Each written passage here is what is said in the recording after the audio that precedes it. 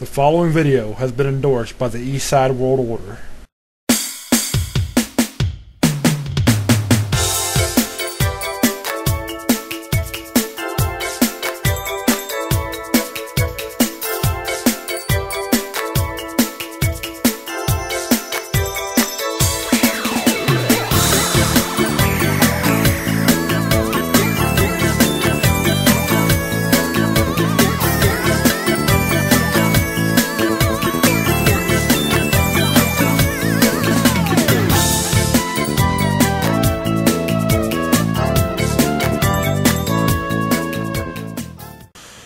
Hello YouTube, Darkscream217 here, and today I'm going to review Volume 1 of Negima Neo, an alternate retelling to Ken Akamatsu's Negima Magister Negi Magi.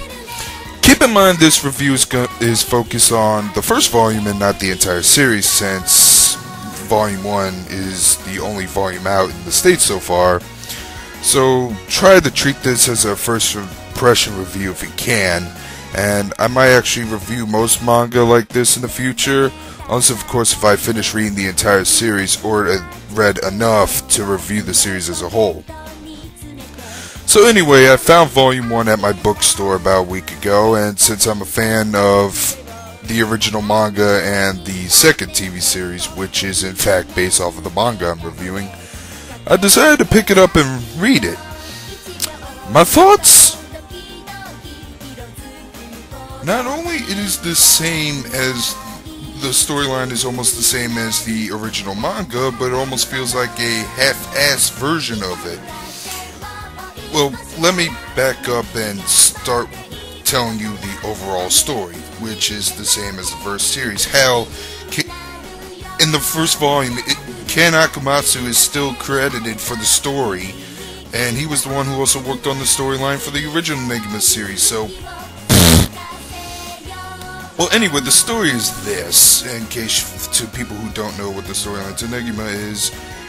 It's about 10-year-old Negi Springfield from Wales who trains to be a wizard so he can be like his father, the legendary Thousand Master Nagi Springfield.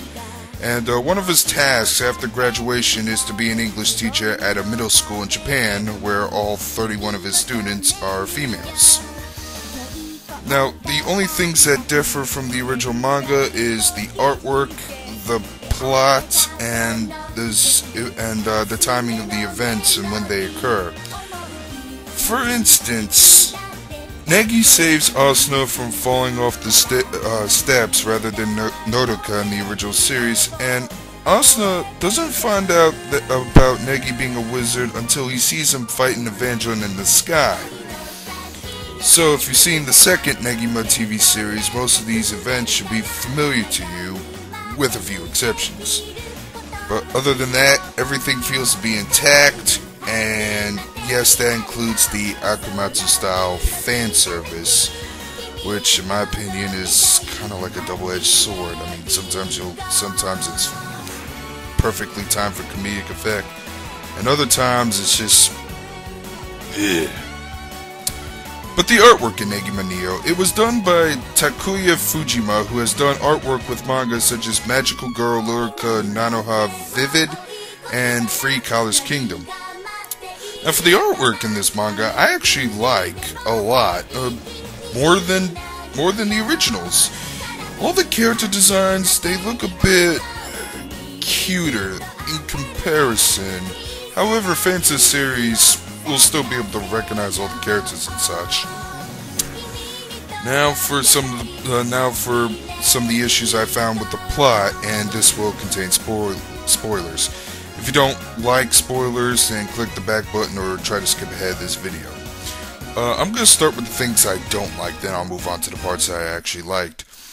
Other than a lot of the elements of the series being similar and to the point to making the retelling kind of pointless, it kind of half-assed the Evangeline arc, which really bummed me out because that was the story arc in Negima that actually got me hooked to the series, because it started in the original manga series it did start to develop into an action series, and for some reason that's kind of what I like in most harem animes. If they have like an action storyline, I'll probably be hooked to it. I mean, that's what got me into Tenchi Muyo. See, the Evangelion arc in the original series, it actually took up all of Volume 3. Here in Volume 1, it's only half as long and kinda half developed. And I thought it was very rushed, but the action scenes were pretty decent despite it being nothing but a bunch of magical projectile attacks between Negi and Evangelion canceling each other out. That and Asa's Paxio form was pretty cool looking, a lot better looking than her design in the second TV series. But I also didn't like how Chachimaru was treated in the series as well. I mean, in this, for example, she rushes into one of Evangelion's attacks, which was going to be a sure hit Negi, but instead she takes the hit for him because she was trying to protect a kitten in the box who was in the crossfire.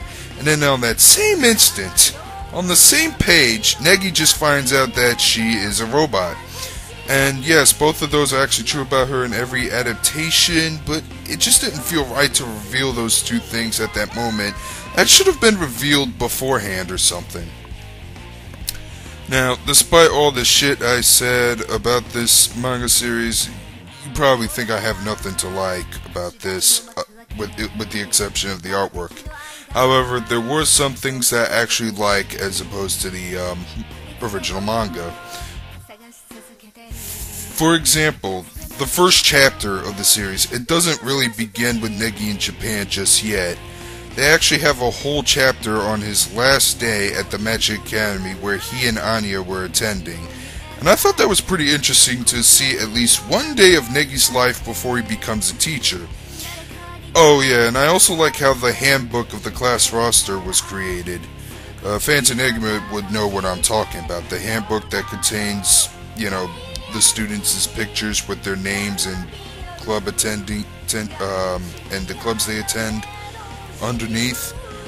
Well, in the manga and in the TV shows, both of them, he kind of gets it handed to him.